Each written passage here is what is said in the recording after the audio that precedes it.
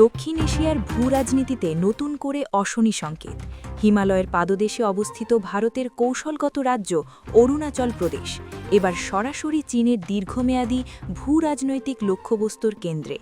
মার্কিন কংগ্রেসে সম্প্রতি জমা দেওয়া এক বার্ষিক নিরাপত্তা প্রতিবেদনে বলা হয়েছে, চীন অরুণাচলকে নিজেদের ভূখণ্ড হিসেবে প্রতিষ্ঠার পরিকল্পনা ধাপে ধাপে এগিয়ে নিচ্ছে, যা অনেকটাই তাইওয়ান প্রশ্নে বেইজিংয়ের অবস্থানের প্রতিচ্ছবি। প্রতিবেদনটি বলছে, অরুণাচল একা নয়, তাইওয়ান এবং দক্ষিণ চীন সাগর এই তিন অঞ্চলকে এক সুতোয় বেঁধে চীন তাদের কৌশল সাজাচ্ছে। লক্ষ্য একটাই, ২০৪৯ সালের মধ্যে তথাকথিত চীনা জাতির মহান পুনর্জাগরণ।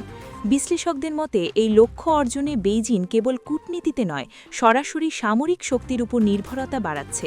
স্যাটেলাইট চিত্র ও আন্তর্জাতিক গবেষণা সংস্থাগুলোর তথ্য অনুযায়ী হিমালয় সীমান্তে দ্রুত অবকাঠামো উন্নয়ন করছে চীন।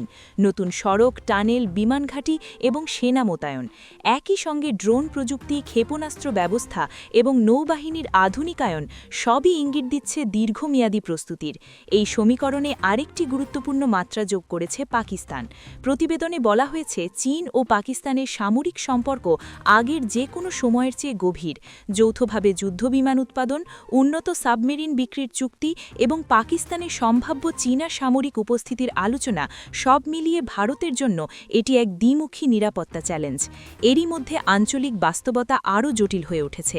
বাংলাদেশের সঙ্গে সাম্প্রতিক কূটনৈতিক টানাপড়েন, সীমান্ত সংবেদনশীলতা এবং অভ্যন্তরীণ রাজনৈতিক চাপ সবকিছু একসঙ্গে সামাল দিতে হচ্ছে দিল্লিকে। নরেন্দ্র মোদী নেতৃত্বাধীন সরকার বলছে, ভারতের ভৌগোলিক অখণ্ডতা প্রশ্নে কোনো আপোষ হবে না। সীমান্ত নজরদারি বাড়ানো হয়েছে, সেনা প্রস্তুতি জোরদার করা হয়েছে এবং আন্তর্জাতিক মিত্রদের সঙ্গে কূটনৈতিক যোগাযোগও বাড়ছে। তবে প্রশ্ন থেকেই যায়, এটা কি যথেষ্ট? সামরিক বিশ্লেষকদের মতে, অরুণাচল শুধু একটি সীমান্ত রাজ্য নয়, এটি ভারতের উত্তর পূর্বাঞ্চলের নিরাপত্তা, যোগাযোগ এবং আঞ্চলিক প্রভাবের কেন্দ্রে অবস্থিত।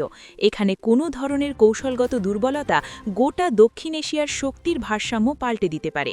১৯৬২ সালের যুদ্ধের স্মৃতি আজও এই অঞ্চলে গভীরভাবে প্রতিফলিত হচ্ছে। সেই ইতিহাসই মনে করিয়ে দেয়, ভুল হিসাব কিংবা দেরি করা সিদ্ধান্ত কতটা বড় মূল্য চুকাতে বাধ্য করতে পারে। আজকের বাস্তবতায় যুদ্ধ অনিবার্য নয়, কিন্তু শক্তির প্রদর্শন, কূটনৈতিক চাপ এবং মনস্তাত্ত্বিক প্রভাবের লড়াই ইতিমধ্যেই শুরু হয়ে গেছে। সবশেষে প্রশ্ন একটাই, কৌশল, কূটনীতি ও সামরিক প্রস্তুতির সমন্বয়ে ভারত কি অরুণাচলকে বাঁচাতে পারবে, নাকি হিমালয়ের এই শান্ত পাহাড় আবারও পরিণত হবে বড় শক্তির প্রতিযোগিতার ময়দানে? উত্তর দেবে সময়, কিন্তু সতর্কবার্তা ইতিমধ্যেই স্পষ্ট।